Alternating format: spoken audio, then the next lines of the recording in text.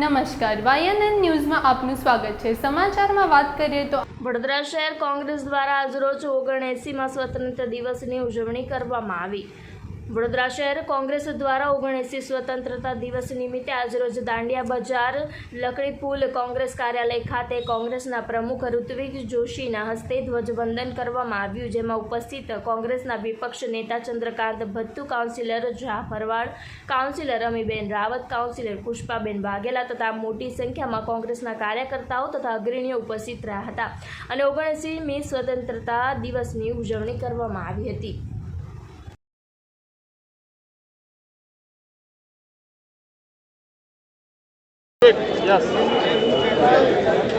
સૌ પ્રથમ તો આપના માધ્યમથી તમામ નગરજનોને 79માં સ્વાતંત્ર્ય દિવસની ખૂબ ખૂબ શુભેચ્છા પાઠવું છું અને આ સ્વતંત્રતા જે આપણે મનાવી રહ્યા છે એના માટે આપણા નેતાઓએ ત્યાગ, બલિદાન અને કુરબાની આપી।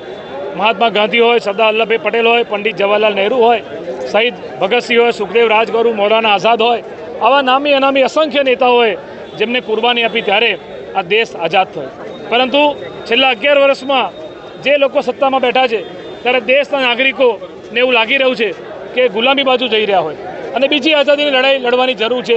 ત્યારે કોંગ્રેસ પાર્ટીએ અમારા નેતા રાહુલજી ગાંધી અને અમારા પ્રદેશ પ્રમુખ અમિત ચાવડા સાહેબની આગેવાનીમાં આ બીજી આઝાદીની લડાઈ અમે લડી રહ્યા છીએ। એક સમય હતો કે વડોદરા શહેરની જો આપણે વાત કરીએ તો મહારાજા સયાજીરાવ ગાયકવાડનું વડોદરા સંસ્કારી નગરી તરીકે ઓળખાય છે। ત્યારે આ લોકો જે સત્તામાં બેઠા છે ત્યારે હરની બોટકાંડ જે વડોદરામાં ગત વર્ષે પૂર આવ્યું એમાં પણ 12 લોકો, નિર્દોષ લોકોએ જીવ ગુમાવ્યો।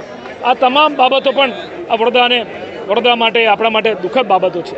ત્યારે આવનારા દિવસોમાં કોંગ્રેસ પાર્ટી નગરજનો માટે, વડોદરાની પ્રજા માટે સંકલ્પ લઈએ છીએ કે આવનારા દિવસોમાં જે લોકો સત્તામાં હિટલરશાહીને તાનાશાહી વલણ કરી રહ્યા છે ત્યારે એમને સત્તાથી દૂર કરવાનું પણ આ વડોદરાની પ્રજાએ મન બનાવ્યું છે। ત્યારે કોંગ્રેસ પાર્ટી પ્રજાની સાથે રહીને, પ્રજાની વચ્ચે જઈને આ તમામ મોરચે પ્રજા માટે અમે લડીશું એવો સંકલ્પ પણ લઈએ છીએ।